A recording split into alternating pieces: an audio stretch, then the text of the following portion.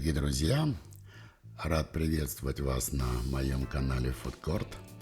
И сегодня в этом видео я вам покажу рецепт приготовления классического сыровяленого продукта. Это полесский мацик. Это изделие широко известно в Украине, в Белоруссии, в Польше. Носит оно, может быть, там немного другое название. Но в Украине, в Полесье, этот сыровяленый продукт готовили испокон веку. Процесс длительный, необходимо набраться терпения, но все происходит достаточно просто. Вот такой прекрасный сыровяленый продукт можно приготовить дома своими руками в обычном холодильнике. Невероятный вкус. Немножко вашего терпения, и это того стоит. Сегодня 2 июля 2024 года. История этого мацика началась 20 января. Этому изделию чуть больше 6 месяцев. И в этом видео я покажу вам весь процесс. Поэтапно, пошагово. Вы сможете его воспроизвести и приготовить дома этот невероятный деликатес. Итак, давайте вернемся на полгода назад и начнем. Готовится мацик из свиной шеи. Я взял вот такие два больших отруба. Это свиная шея. Она у меня стабилизированная. Выдержана где-то 4 дня в холодильнике при температуре 24 градуса. Вес примерно здесь 6,5 килограмм. Все это мясо, за исключением небольшой части, я буду резать ножом на небольшие кубики, где-то размером 1-1,5 сантиметра.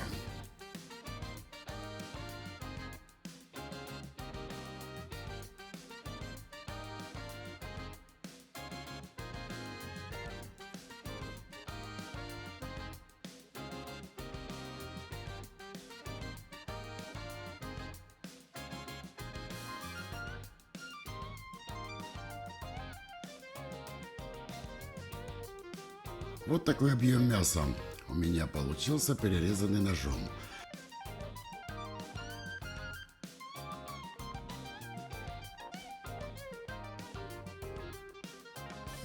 Примерно 1 килограмм я отложил, не резал ножом. И я еще добавил примерно 1,5 килограмма свиной лопатки. Это нежирная часть.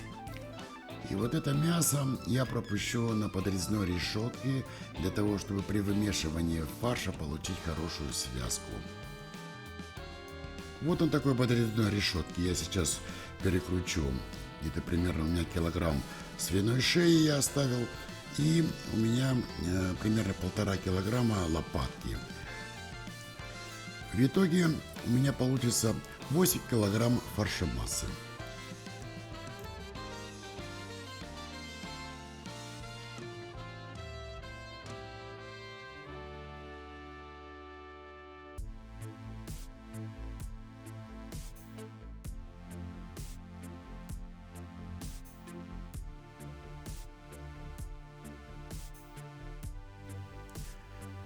Итак, фаршемасса готова.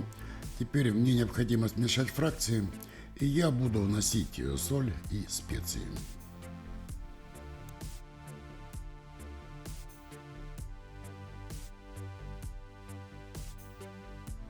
Соль нитритная, 0,6% нитрита натрия, 27 грамм на 1 килограмм.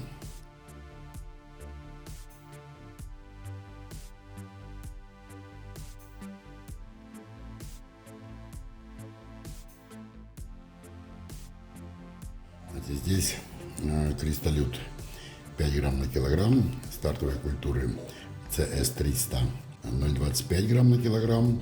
Здесь аскорбат полграмма на килограмм.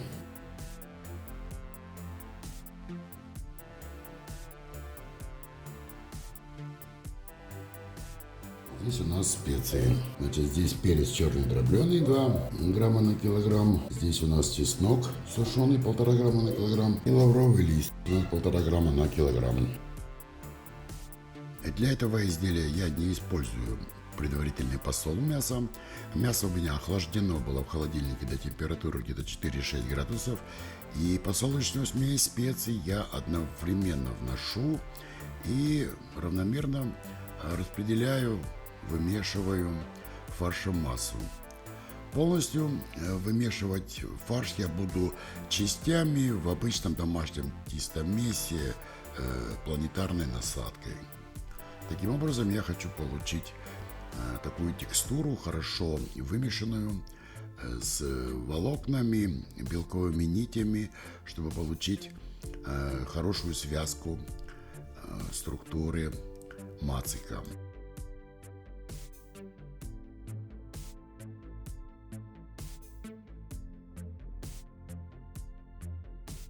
Теперь я частями перекладываю фарш в чашу планетарного миксера и вот такой насадкой на средних оборотах буду вымешивать примерно по 5-7 минут каждую часть. Где-то по 2 килограмма у меня, по 2,5. Чаша емкостью у меня 5 литров. Фракция фарша массы достаточно крупная. Основная масса была порезана ножом где-то 1-1,5 см. И для того, чтобы готовое изделие у меня было эластичное и не разваливалось, я использую вот такой способ вымешивания. Можно это все сделать руками. Но если есть техника, пусть она работает. Вот такой получился результат. Фарш мягкий такой, липкий, вязкий. Вот это то, что необходимо добиться. Ну а сейчас очень такой интересный момент. Фарш для мацика я буду набивать в свиной пузырь. Свиной пузырь я покупал в интернет-магазине, он польский, очень хорошего качества, отлично выделан. Где-то фаршеемкость одного такого пузыря 2-2,5 килограмма. Я взял 4 штуки. Предварительно я вымачивал эти пузыри свиные в обычной теплой воде, где-то меняя воду примерно 2,5-3 часа. Они были в соленом виде. Свиные пузыри не имеют никакого постороннего запаха. Вот, они пахнут так же, как любая свиная или говяжья черева. Вот таким образом, постепенно, стараясь не создавать воздушные полости, я наполняю каждый свиной пузырь.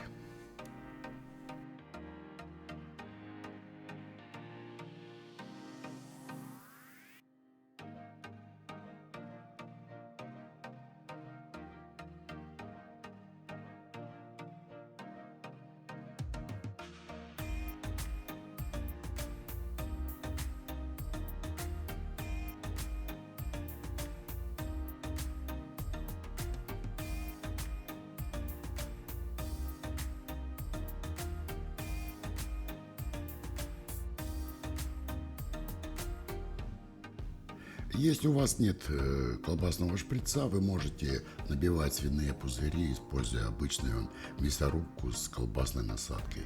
Вот таких 4 бомбочки у меня получилось. Свиной пузырь достаточно прочный. Образовавшиеся там, если воздушные пузырьки, я тщательно осматриваю и прокалываю обычной зубочисткой. В среднем получился вес где-то 2 килограмма каждый мацик. Вот таким образом я их подвешиваю на усадку отепления, и они у меня будут оттепляться для того, чтобы сработали стартовые культуры, нитритная соль. 14 часов. Вот в таком виде они уже у меня здесь при обычной комнатной температуре, где-то 26 градусов провели. Это уже утро следующего дня. Теперь я прессую мацики. Вот такое нехитрое устройство из простых разделочных досок. я использую для прессования колбасных или других изделий. И теперь я помещу эту конструкцию в холодильник при температуре где-то у меня 4-6 градусов на 7 дней. Я постелил полотенце для того, чтобы они собирали выделившуюся влагу. И процесс прессования займет у меня ровно 1 неделю.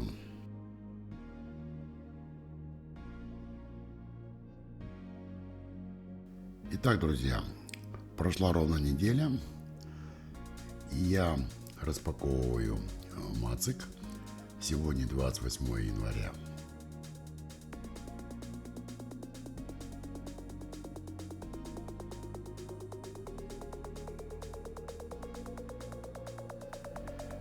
Вот такой получился у нас результат в процессе прессования. Мацик плотный, лишняя влага ушла.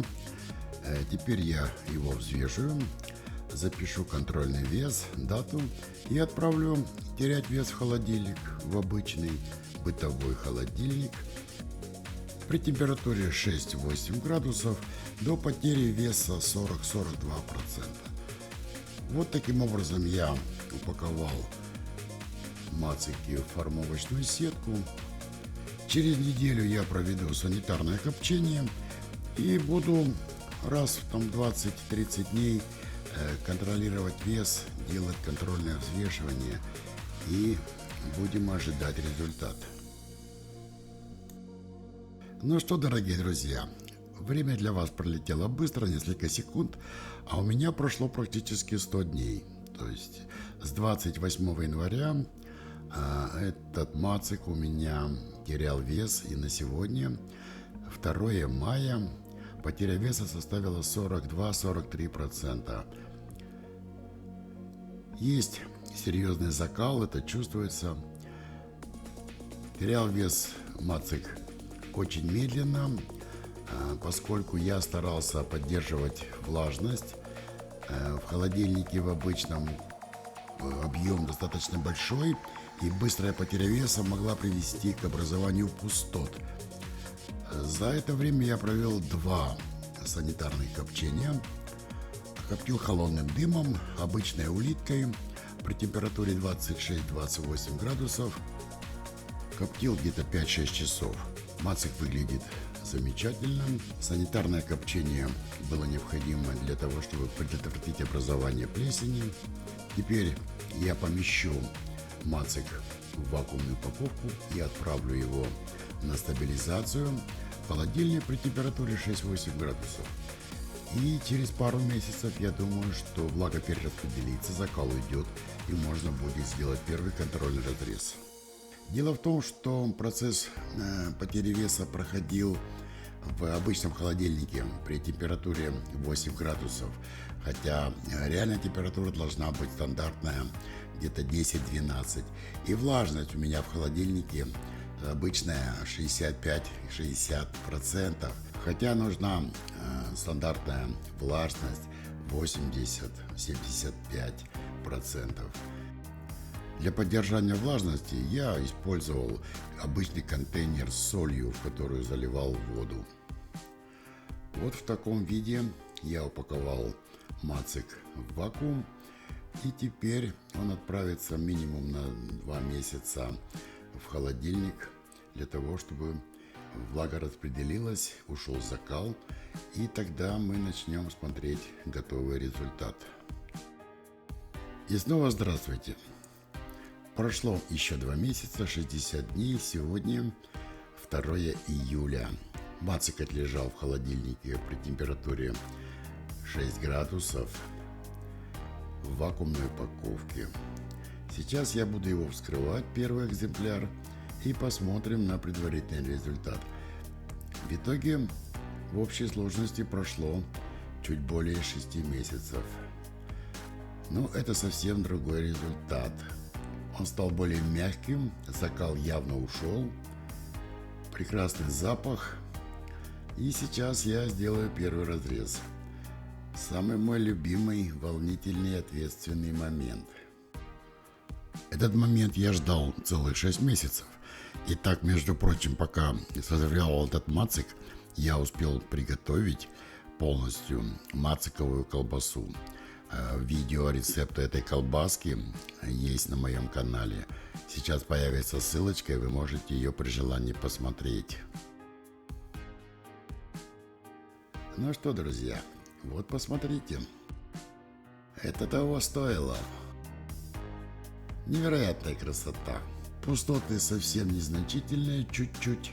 Именно благодаря тому, что я поддерживал достаточно высокую влажность в пределах 80-75%. Свиной пузырь снимается отлично. Вакуум сделал свою работу. Запах, конечно, стоит невероятный. Хочу сказать, что свиной пузырь, как оболочка для сыровяленых изделий, вполне отработал на все 100. Никаких посторонних запахов, привкусов абсолютно.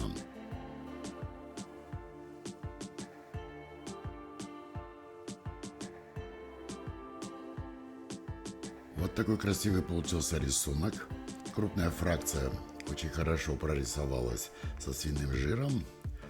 Жир белый абсолютно, сработал антиокислитель. Очень мягкий такой, эластичный. При разрезе получился мацик. От закала не осталось и следа. К сожалению, я еще не обзавелся слайсером, но вот таким вот тоненьким ножом я постараюсь сейчас нарезать максимально тонкие слайсы. И, конечно же, я продегустирую.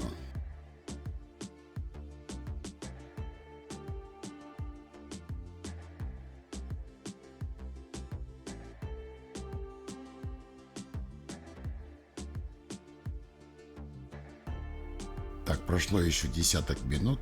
Я не стал показывать в кадре, как я, закатив глаза, медленно пережевываю эту фантастическую вкуснятину. Но можете поверить, друзья, что продукт получился невероятно вкусный. Ну что, друзья, эту полугодовую историю я пока закончу. Следующий мацик я буду вскрывать примерно через каждые 3-4 месяца и буду дегустировать. Вы можете приготовить дома своими руками в обычном холодильнике, проявив немного терпения. Вот такой замечательный продукт. Полесский мацик в современном исполнении. Друзья, если вам понравилось это видео, этот рецепт, не забудьте поставить лайк. Подписывайтесь на канал, оставайтесь на фудкорте, будет много вкусного и интересного.